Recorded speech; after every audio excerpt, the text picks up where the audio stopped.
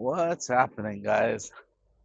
It is Monday, December 1st, and it has been quite a while since we've been here having a little chat and walking around this lot. So,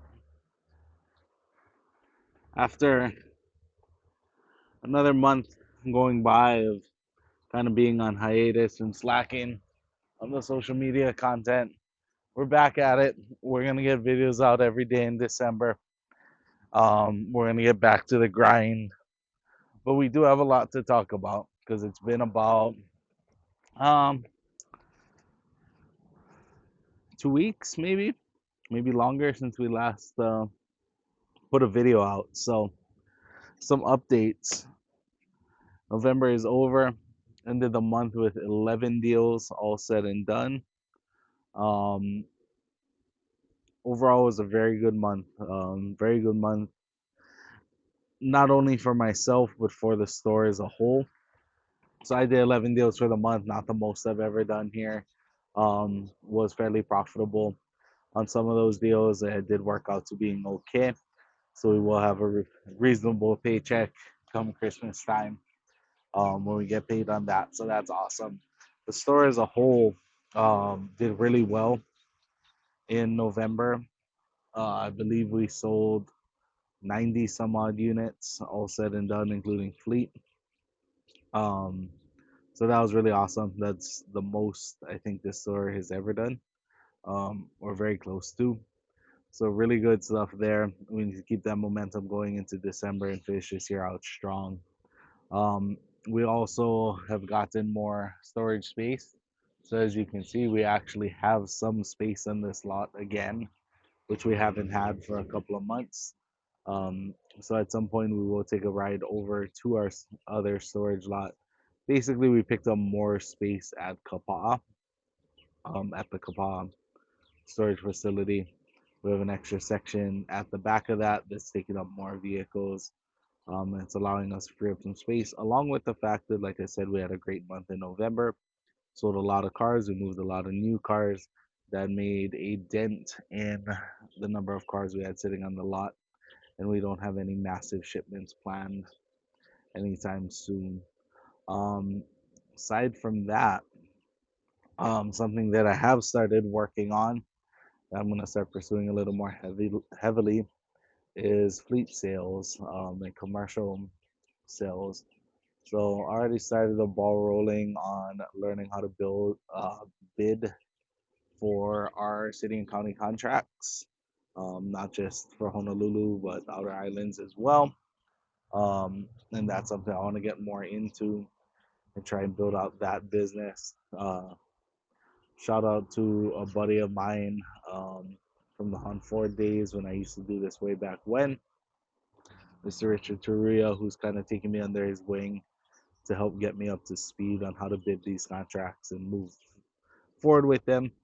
Um, because that's something that I think is going to be very important for me for longevity in this business, is moving not entirely away from doing retail, but more of a blended fleet tail type of business, where I do a fair amount of those type of fleet contracts as well as retail sales for all of you guys out there. I'm not gonna give up entirely on retail sales, not at all.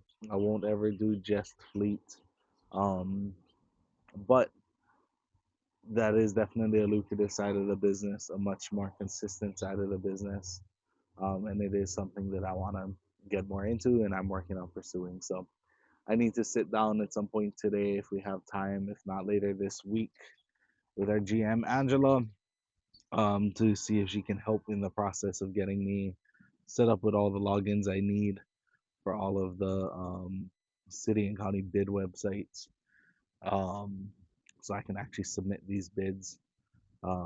Fortunately, because of my experience in the past in the aftermarket and with some upfitting stuff that I've done before, I do have a little bit of knowledge on how to get some of these upfits done on these bids. So just got to get my nose to the grindstone and figure that out and start. putting some bids in, hopefully winning some bids for 2026.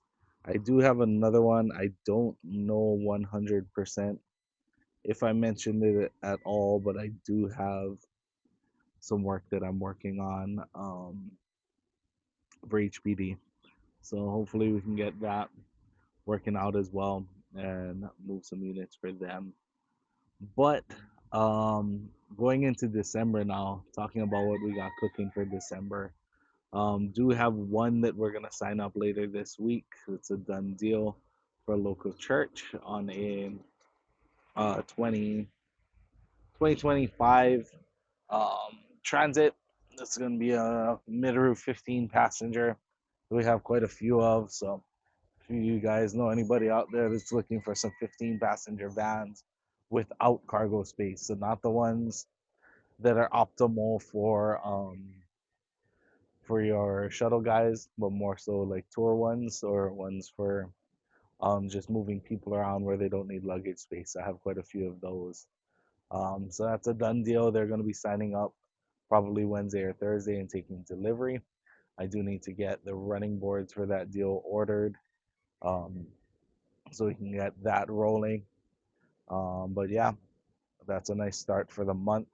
I do need to go pick that up at the storage lot, and that is in our new section. So I'll take you guys along for the ride for that a little later when I get it brought up.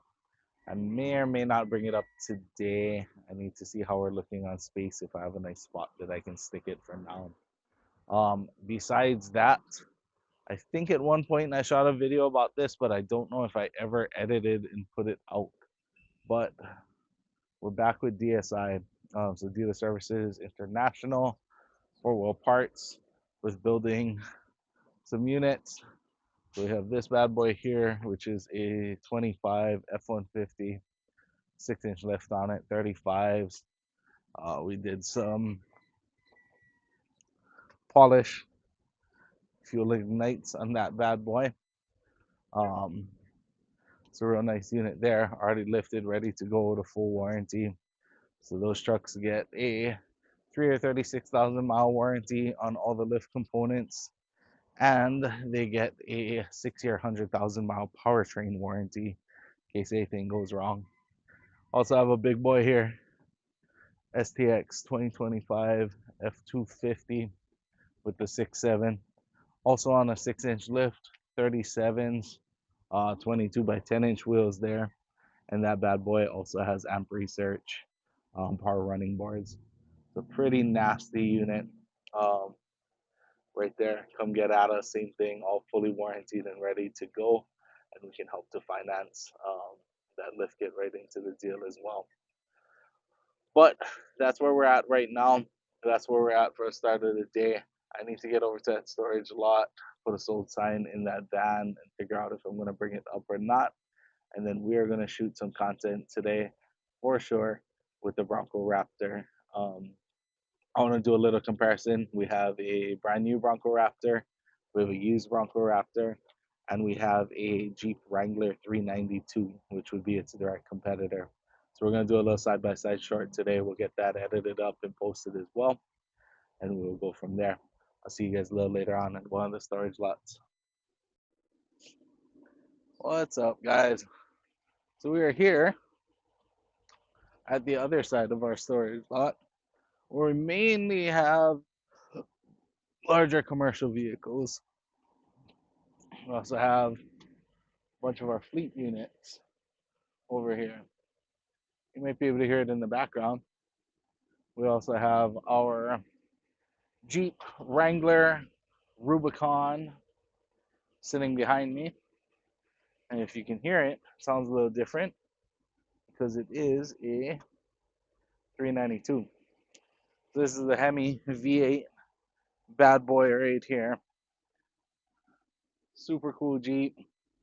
It's got the, what's that? I was in 6.4 Hemi in it, 470 horsepower, something along those lines.